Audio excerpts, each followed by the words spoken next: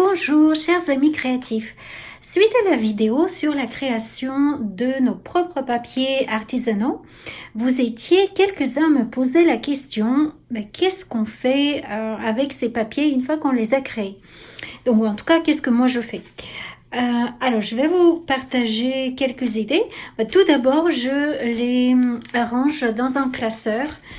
Et comme ça, je peux les retrouver facilement dès que j'ai un projet intéressant, créatif qui me passe par la tête et pour lequel j'ai besoin de papiers très texturés et un peu originaux.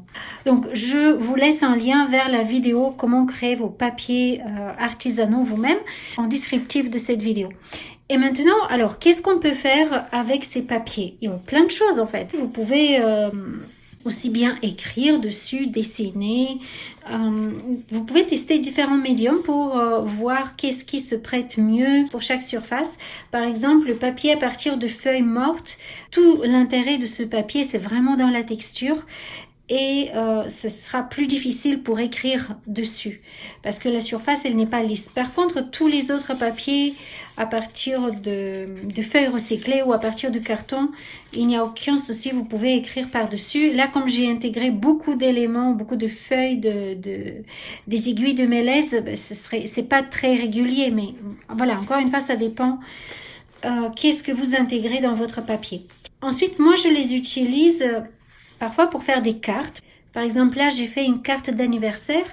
Voilà, ça c'est une idée. Mais là, par exemple, on peut faire une autre carte vu que c'est bientôt la période de Noël.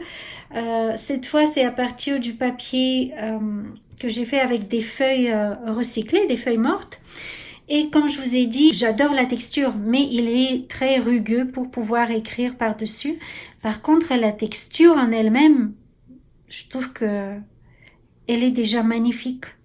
Donc, ce que je vais tout simplement faire, je vais certainement ajouter Joyeux Noël et je vais me servir comme une surface de collage, peut-être en ajoutant des petits éléments et qui sont contrastants par rapport à la surface de fond. Voilà l'idée pour cette carte. Elle me plaît. Je pense que même si l'environnement est tout simple, cela fait tout son effet grâce à la texture très chaude de cette feuille à partir des feuilles d'automne.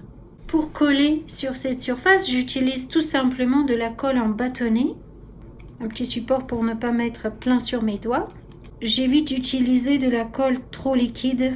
À vrai dire, je ne sais pas comment le papier, encore une fois qui est un papier très naturel, avec des feuilles de la forêt, donc on n'a pas mis de conservateurs ou des agents chimiques.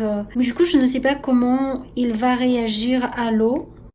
Donc, j'utilise surtout de la colle en bâtonnet. Une autre possibilité, vous pouvez aussi réaliser des collages avec vos papiers. On peut imaginer plein de choses. Des montagnes. Voilà, on va voir comment on va agencer tout ça. Voilà, donc tous ces papiers finalement très imparfaits, même les plus imparfaits de notre test, sont finalement super intéressants parce que ce sont des papiers, vous voyez, un petit peu embossés, déchirés, avec des irrégularités, plein de textures. Mais c'est aussi pour ça qu'ils sont très intéressants, parce que c'est ça qui donne le charme de ce genre de collage.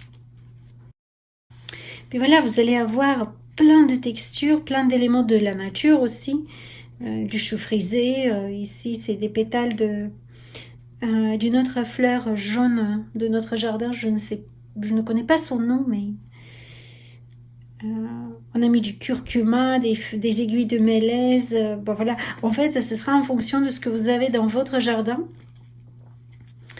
Mais c'est quand même très intéressant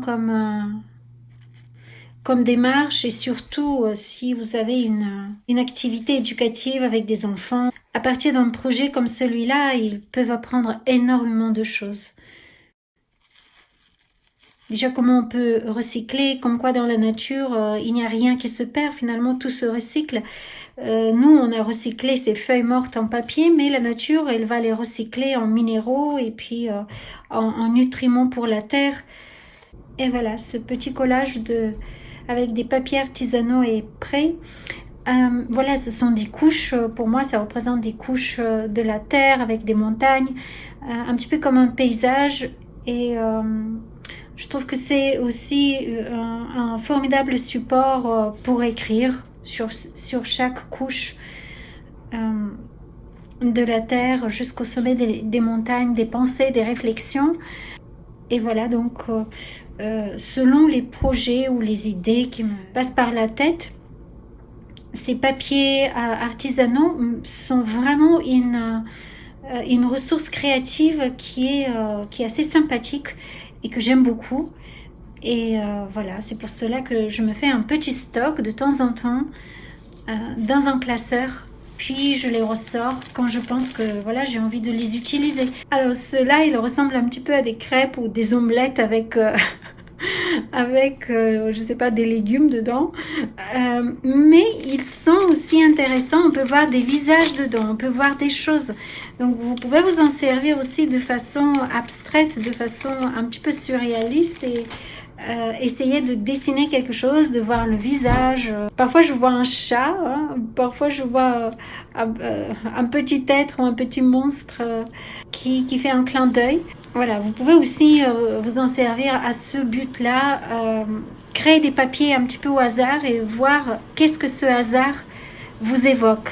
Ça peut donner lieu aussi à un zintangle. Vous pouvez tourner ce papier très irrégulier en une création méditative avec des motifs, des ornements, un petit peu, oui, comme dans le zintangle. Voilà, c'est vraiment source de créativité, je dirais, inépuisable. Voilà, j'espère que cette petite vidéo vous a plu et vous a donné quelques idées. Bien sûr, ce n'est pas du tout exhaustif, vous pouvez avoir plein d'autres idées et n'hésitez pas à partager aussi ce que vous avez créé à partir de vos papiers faits main, faits maison et au plaisir d'échanger avec vous. À bientôt!